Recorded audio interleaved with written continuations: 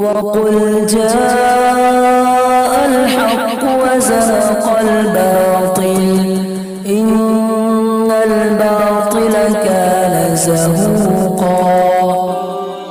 السلام علیکم ورحمۃ اللہ وبرکاتہ۔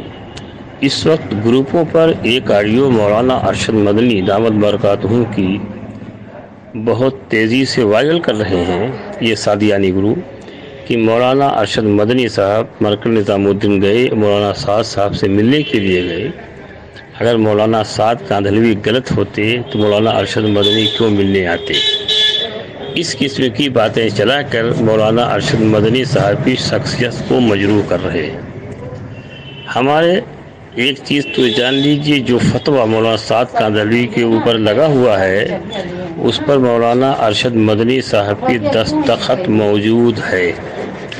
ہمارے جانکاری کے اعتبار سے کہ مولانا ارشد مدنی صاحب کو یہ خبریں موصول ہو رہی تھی کہ سعد کاندھلوی کے لوگ علماء کی شان میں گستاخی کرتے ہیں، لوگوں کو مارتے پیٹتے ہیں، جیسا کہ نلگنڈا میں مولانا کے ساتھ پیش آیا اور صحادہ میں مولانا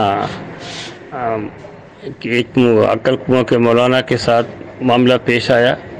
ان سارے واقعات سے مولانا کو بہت دکھ تھا اور اس سلسلے میں سعد کاندھلوی کو ہارڈلی سمجھانے گئے تھے اپنے لوگوں کو روکو، اس سے امت کے اندر انتشار پیدا ہو رہا ہے۔ یہ ہماری جانکاری کے اعتبار سے مولانا ارشد مدنی اس چیز کو سمجھانے کے لیے سعد کاندھلوی کے پاس گئے اور ہارڈلی سمجھانے کے لیے اس کو سادیانی کے دوسرے طریقے سے بات چلا رہے ہیں۔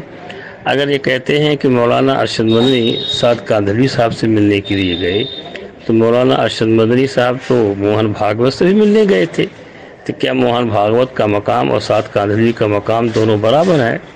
لہذا سوچو اور سمجھو کہ مولانا ارشد مدنی ان کو سمجھانے گئے تھے کہ جو آپ کے لوگ علماء کی شان میں گستاخیاں کرتے ہیں، امت کے اندر انتشار پیدا کر رہی ہے، انتشار پیدا کرنے کا وقت نہیں ہے، لہذا وہی ساتھ اپنے آدمیوں کو اس باتوں سے روکو۔